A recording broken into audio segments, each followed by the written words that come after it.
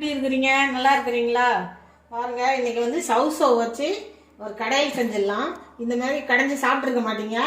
சாப்பிட்ருந்தா நீங்கள் எனக்கு சொல்லுங்கள். அதுக்கு முதல்ல ஒரு 100 கிராம் துவரம் பருப்பு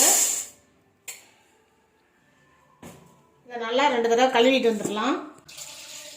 கழுவிட்டேன். நல்ல தண்ணி ஊற்றி வேக வச்சுக்கலாம். இந்த மாதிரி ஒரு பாத்திரத்தில் வேக வச்சுக்கோங்க. குக்கரில் வேக வைக்காதீங்க. குக்கரில் வேக வச்சா பருப்பு ரொம்ப குழஞ்சிரும்.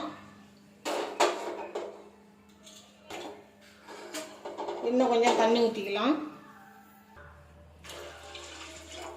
பருப்பு வேகட்டும். காயெல்லாம் கட் பண்ணிக்கிட்டு வந்துடலாம்.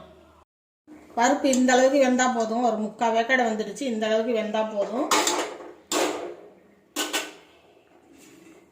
இது கூட காரத்துக்கு 4 பச்சை மிளகாய், ஒரு 10 சின்ன வெங்காயம்.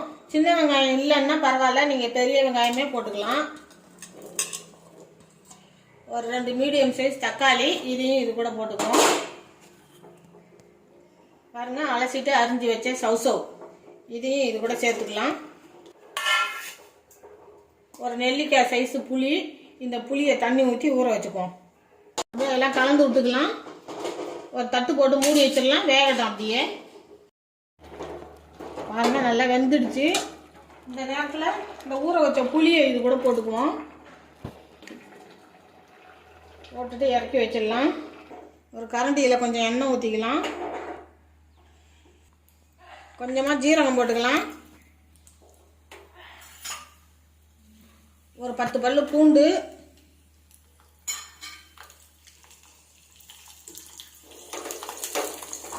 இது நல்லா செவக்க வதக்கலாம்.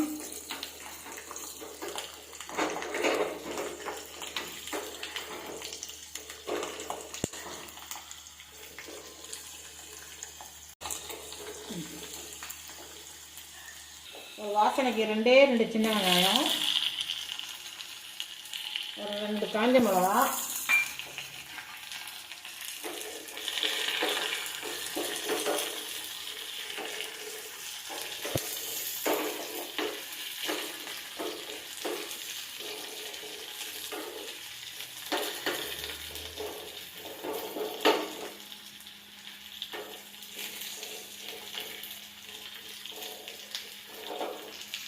இது எல்லாத்தையும் வேக வச்ச சவுசவில் போட்டு கடைஞ்சிட்டு வந்துடலாம். இதுக்கு தேவையான உப்பு போட்டுடலாம். உப்பு போட்டு நல்லா கலந்து விட்டுக்கலாம். இந்த மாதிரி நீங்கள் செஞ்சு சாப்பிட்டு பாருங்கள். எப்போதும் ஒரே மாதிரி செய்யாமல் இந்த மாதிரி சவுசவை வித்தியாசமாக செஞ்சு சாப்பிட்டு பாருங்கள். சூப்பராக இருக்கும் சாப்பிட. இது கூட வந்து உருளைக்கிழங்கு பொரியல், கத்திரிக்காய் பொரியல் இதெல்லாம் தொட்டுக்கிட்டு சாப்பிட்டீங்கன்னா ரொம்ப சூப்பராக இருக்கும். அதுக்கு ஒரு தாளிச்சிக்கலாம். கொஞ்சமாக எண்ணெய் ஊற்றிக்கலாம்.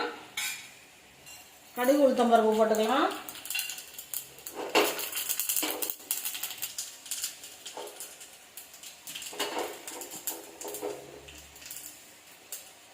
ஒரு கொத்து கருவேப்பிலை,